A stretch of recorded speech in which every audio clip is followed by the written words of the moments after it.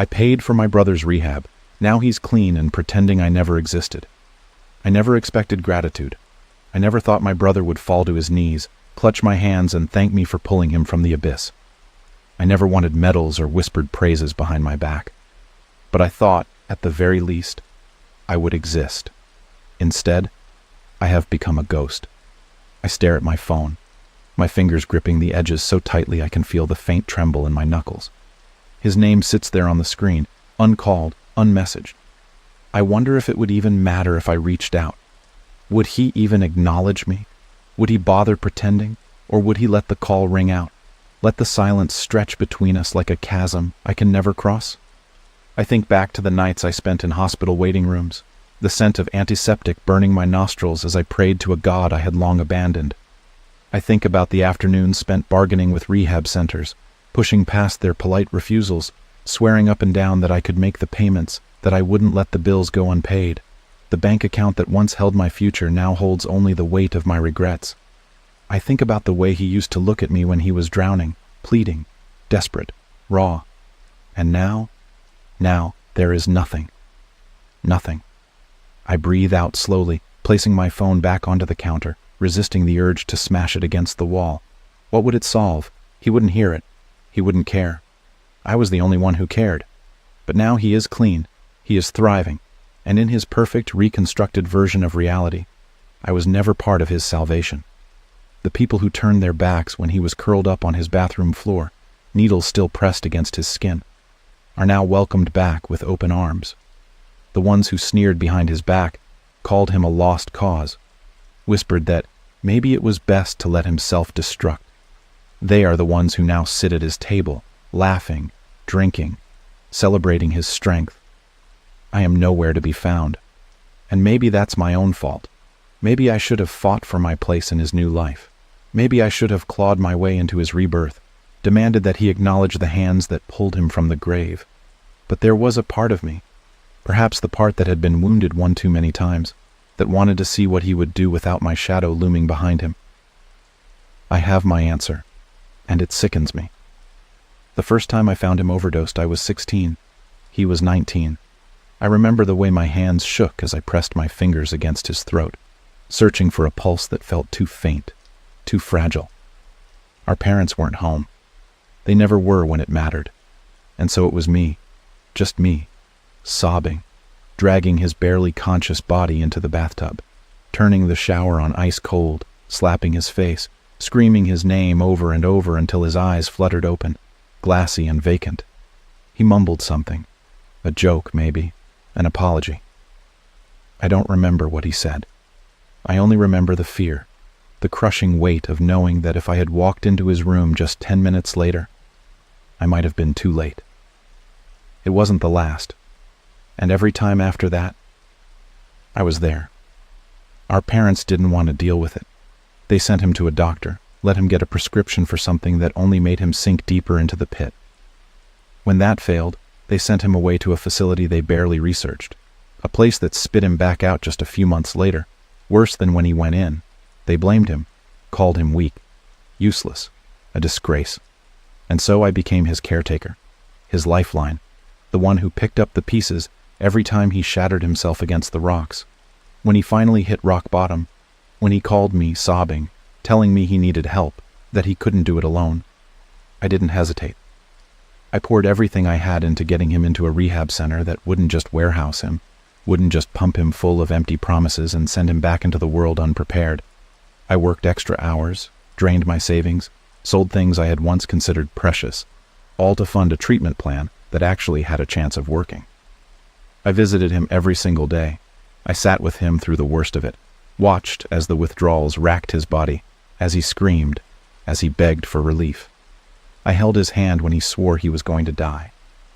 I reminded him why he had to keep fighting, why he couldn't give up. I told him I loved him. I told him I would never leave. I kept my promise. But he didn't. I see him sometimes. Not in person. No, he makes sure of that. But online, through the curated glimpses of his new life. He posts pictures with our parents now, smiling, arms wrapped around them like they were always his unwavering support. He shares old memories with childhood friends who abandoned him when his addiction made him inconvenient. He writes long, heartfelt posts about his journey, about his strength, about how he found the willpower to save himself. My name is never mentioned. It's as if I never existed. I don't know what's worse, that he pretends I wasn't there, or that I let it happen. I could reach out. I could message him, call him, demand an explanation. But the truth is, I already know why he's doing this. Shame. He cannot face me because I remind him of who he was, of what he did, of how weak he had been. He has rewritten his story, painted over the ugly parts, sculpted himself into something stronger, purer. I am the part of the story that doesn't fit, the reminder that he was once helpless, that he once had to rely on someone else to survive. And so he has erased me, because to acknowledge me would be to acknowledge the truth. He did not do this alone. He did not save himself. I did. And now, I have to decide. Do I let him live in his delusion, or do I tear down the fragile house of lies he's built around himself? I could confront him publicly, expose him, make sure the world knows the truth. Or I could walk away, let him have his illusion, and let him live with the weight of his own betrayal. Either way, he will have to face me eventually, because I am not a ghost. There's a peculiar kind of loneliness that comes from being forgotten by someone whose life you held in your hands. It's not the simple absence of companionship, nor the common sting of rejection. It's a gnawing, gut-deep hollowness, a black void where love used to be, where sacrifice used to mean something. It's standing in the ruins of a house you built, watching the person you saved live inside it while pretending you were never the foundation beneath their feet. I watch my brother live his new life from the sidelines, an unwilling spectator to his carefully constructed redemption arc. He has become someone else, someone whole, someone healed. At least, that's what he wants the world to see.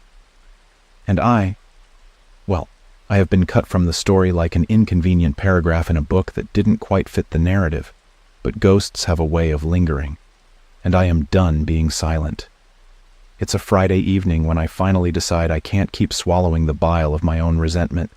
The air outside is thick with the humid breath of the city, neon lights reflecting in puddles of last night's rain. I sit in my car staring at the restaurant across the street, a sleek, expensive place, the kind of establishment that boasts organic ingredients and overpriced entrees served on oversized white plates. Inside, I can see them, my family, my brother, seated at the head of the table like some newly crowned prince, my parents flanking him on either side, their laughter vibrating through the glass windows like a silent mockery. Old friends, too, the ones who used to whisper behind his back when he was at his worst, who called him a junkie, a failure, a lost cause. The ones who blocked his number when he reached out for help, but now sit beside him as if they had been there through it all. I wonder if they ever think about the nights I spent curled up on my couch, my phone clutched in my hands, waiting for a call that might never come. The nights when I didn't sleep because I was afraid I would wake up to news that my brother had died alone in some alleyway, nameless and discarded. I wonder if they remember the way they looked at me when I begged them to care. I already know the answer. I shouldn't go inside. I should turn the key in the ignition, drive away, let them exist in their well-constructed lie. But the anger inside me has been festering for too long, a wound that refuses to scab over. I feel it rise in my throat, bitter and sharp, and before I can stop myself, I'm pushing open the car door, stepping onto the pavement. Let's see how well they ignore me when I'm standing right in front of them. The hostess gives me a once-over as I step inside, her gaze flicking to my slightly worn-out jacket, my scuffed shoes. This is the kind of place where people make reservations weeks in advance, where patrons wear tailored suits and dresses that cost more than 3 months' worth of my rent.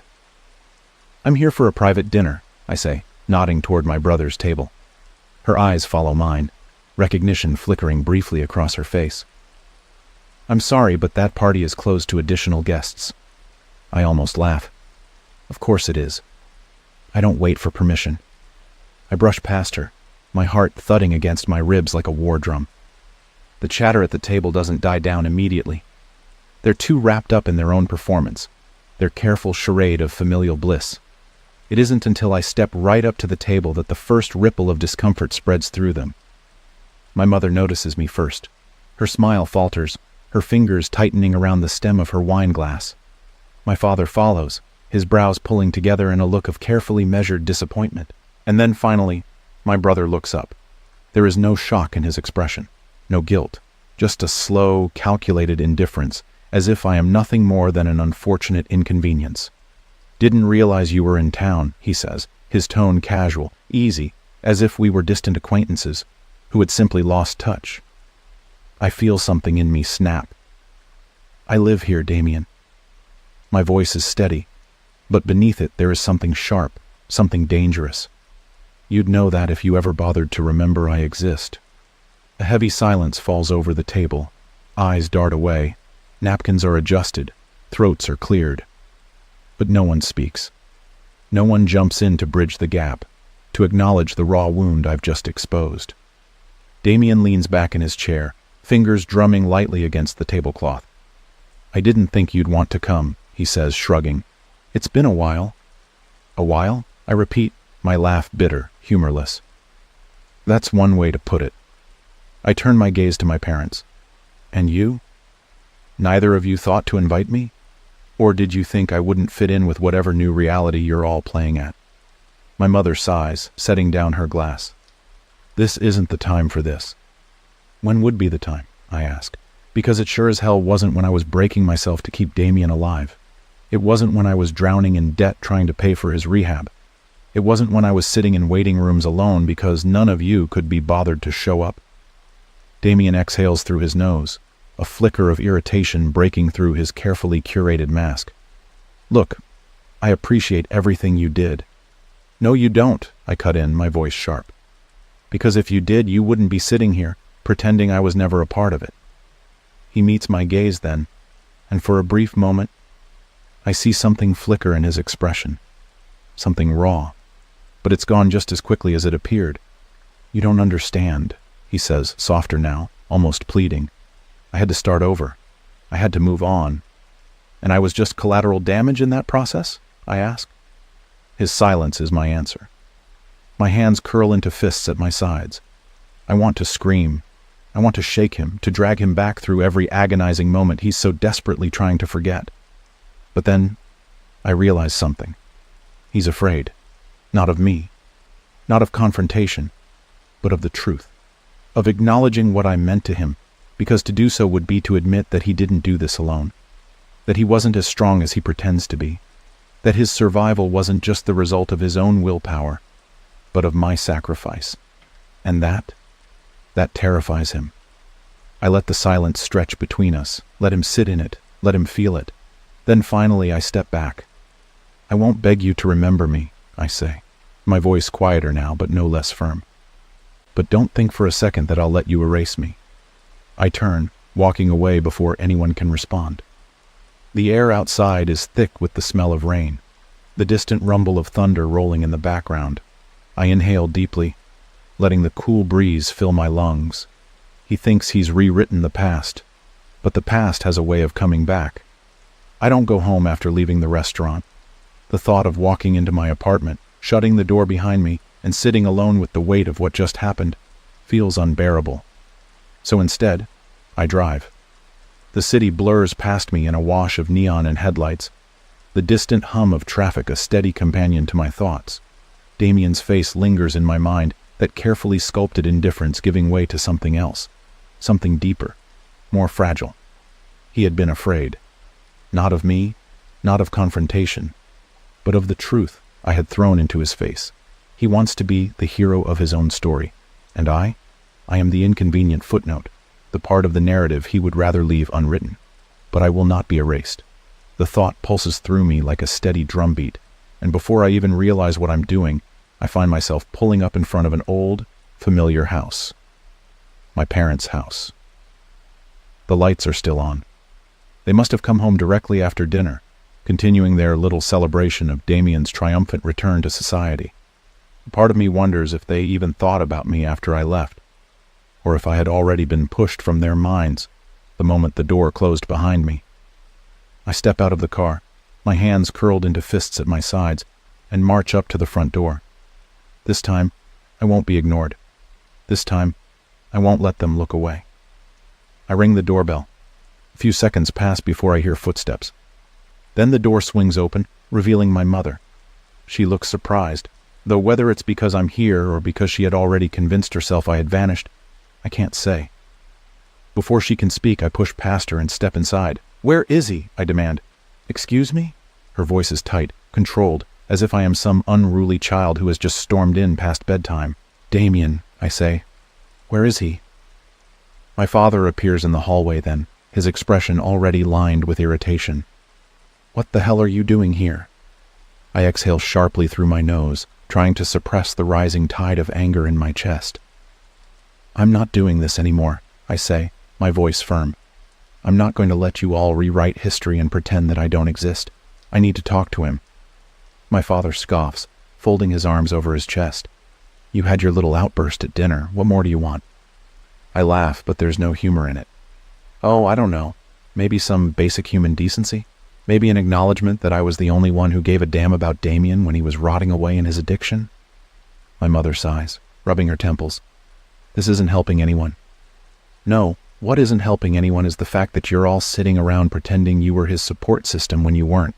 You abandoned him. And now that he's clean, you've come crawling back, acting like you were there all along. Meanwhile, My voice wavers for a moment, but I push past it. I gave up everything for him. The silence that follows is suffocating. Then from behind me I hear his voice. "I never asked you to." The words slam into me like a physical blow. I turn and there he is. Damien, standing at the base of the stairs, watching me with an expression I can't quite read. I stare at him, my heart pounding. "What did you just say?" His jaw tightens. "I never asked you to do any of that for me." A coldness spreads through me, a bitter kind of numbness. "You were dying," I say. "You couldn't even ask for help because you were too far gone. What was I supposed to do, just let you waste away?" He looks away, his fingers flexing at his sides. "I don't know," he mutters, "but I didn't ask you to fix me." And there it is. The truth he has been too much of a coward to say out loud until now. I feel my breath hitch, my vision blurring at the edges. "So that's why you erased me," I whisper. "Because I remind you of what you were, of what you don't want to remember." He doesn't deny it. And that silence is louder than any confession ever could be. I swallow, my throat burning. "I gave up everything for you," I say again, softer this time. "And you just threw me away." He flinches, but I don't care. "You think you got clean on your own?" I continue, my voice growing sharper. "Fine. Tell yourself whatever you need to sleep at night. But don't you dare stand there and tell me I should have just walked away and let you rot." A muscle in his jaw twitches. He looks like he wants to say something, but he doesn't. Because there is nothing to say. I shake my head, stepping back. "You know what? Maybe you're right. Maybe I should have let you deal with it on your own." I let out a bitter laugh. Would have saved me a hell of a lot of pain. Damien's eyes widened slightly, as if he wasn't expecting that. As if, despite everything, he still thought I would be waiting in the wings, ready to catch him if he ever stumbled again. Not this time. I turn away from him, looking at my parents one last time. "You can have him," I say. "You want to pretend you were the perfect family all along? Go ahead, play house. But don't expect me to be part of it." My mother reaches out, but I step back before she can touch me. "No," I say. "I'm done. And I truly mean it." I don't look back as I walk out the door. The next morning I wake up to a message on my phone. It's from Damien. For a moment, I consider ignoring it, letting it sit unread, just like all the times I had waited for a message from him and received nothing. But curiosity gets the better of me, and I open it. "I'm sorry." That's it. No explanation, no attempt to undo what's been done. Just 2 words. I stare at the screen for a long time before finally typing out a response. "It's too late. Take care of yourself." Then, without giving myself time to overthink it, I block his number. I don't cry. I don't regret it. For years I thought that saving him meant holding on to him, meant sacrificing myself so he could live. But I see the truth now. I saved him. And now, I am saving myself. I close my eyes, breathe in deeply, and let him go.